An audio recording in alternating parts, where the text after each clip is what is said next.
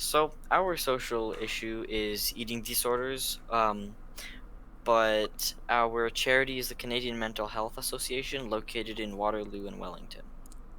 So now, what does the CMHA do?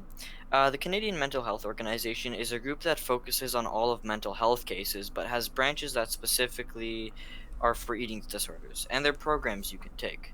No matter what age, gender, or race you are, they are accepting to all.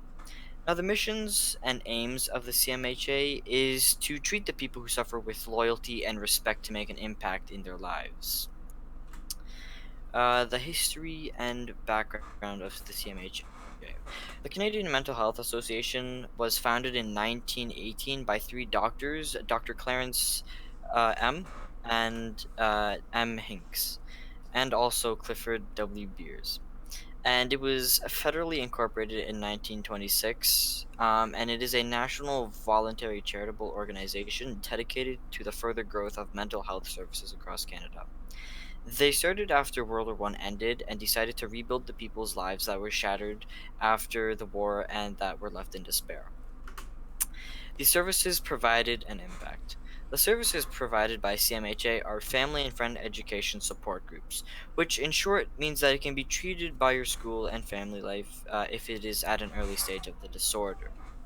The next solution is getting help for yourself, so that includes researching the problem that you are having and addressing it by the following steps needed in order to get rid of it. Now, if all else fails, support groups is the biggest and most effective solution because it empowers the people in the group and ensures that they will take care of themselves, and also the staff providing excellent and reliable information to the people who are suffering. Now, how would the $5,000 be used?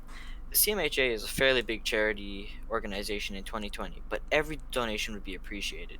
They would apply this cash flow to the specific issue you want to address, and they would expand on their resources to help more people and to grow their capacity for what they can donate to families. Now, different people come in every day to their support groups, meaning it takes up lots of resources to look after them. So things like books, technology, and guest speakers would be in their best interest. Groups already showing support to CMHA. CMHA has a large portion of support from one company called Peer Support Canada. Peer Support Canada joined Canadian Mental Health Association in 2015. The bump of support from peer support soon showed to be a major benefit for CMHA in 2017. How does Peer Support Canada help CMHA? Peer Support Canada has shown major manpower help when it comes to CMHA joining forces in 2015. It allowed for the new dream of expanding even more, not just inside communities, but around the world. CMHA further future expansions. A quote from CMHA official website states, "The board of directors and staff of Canadian Mental Health Association, Ontario Division, are pleased to present our 2017 through 2020 strategic plan, a bold new vision for the future which charts us for a clear path forward in the provincial mental health and addiction center. This is a thoughtful document significantly informed by the input we received from nearly a year of rigorous consultation with CMHA colleagues, volunteers, individuals with lived experiences, and their families and sector partners." In the map below, that currently is how many CMHA locations can be found.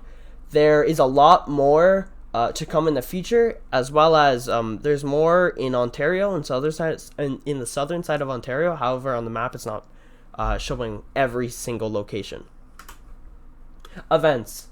CMHA has hosted many events that either raise funds for their cause or train individuals into becoming a part of the staff and no longer volunteers. These events or opportunities are called CMHA Mental Health Week, Refocus on Recovery Canada, Ride Don't Hide, and lastly, Mental Health for All Conference 2020. My favorite event is the Ride Don't Hide event, as it's similar to the Terry Fox event, where Terry Fox used to run all over Canada and try and raise money from every single Canadian, where a large group of people go on a massive bike ride across the province of Ontario and try and raise funds. And it's amazing because almost every year they raise around $2 million. Volunteer work. What's so special about volunteer work from CMHA is that there are so many different opportunities inside of it.